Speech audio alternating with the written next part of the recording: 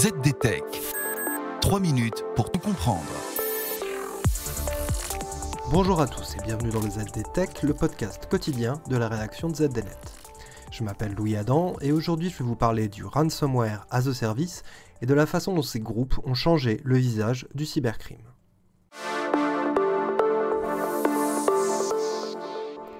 Aujourd'hui, on parle beaucoup d'informatique as a service, que ce soit pour du logiciel, de l'infrastructure ou des données.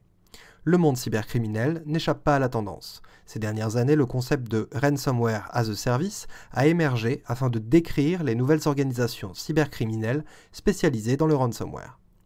Un ransomware, ou rançongiciel en bon français, est un logiciel malveillant qui va chiffrer les données de la victime et rendre l'appareil inutilisable.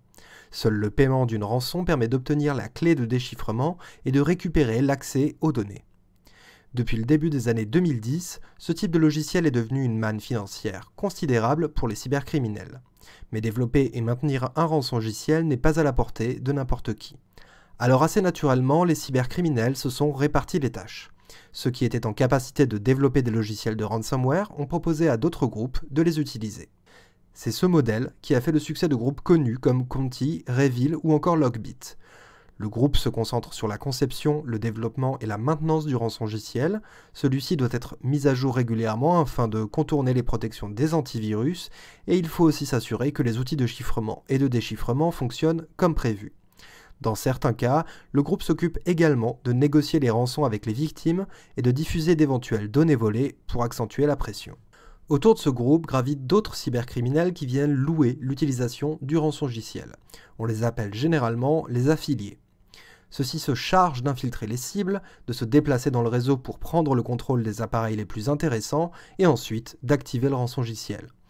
Et si au passage ils peuvent mettre la main sur des données confidentielles et les exfiltrer discrètement, c'est toujours ça de prix. Ce mode de fonctionnement a commencé à voir le jour aux alentours de 2016 avant de se populariser largement au cours des 2 dernières années.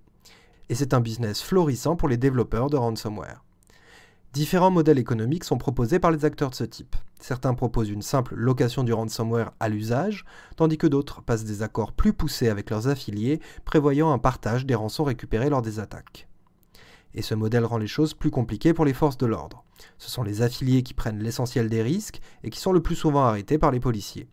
Les concepteurs du rançongiciel, eux, restent généralement à l'abri et se contentent de trouver de nouveaux volontaires pour faire tourner leur business. Et voilà, on a fait le tour du sujet. Pour en savoir plus, rendez-vous sur zdnet.fr et retrouvez tous les jours un épisode du ZDTech sur vos plateformes de podcast préférées. ZDTech. 3 minutes pour tout comprendre.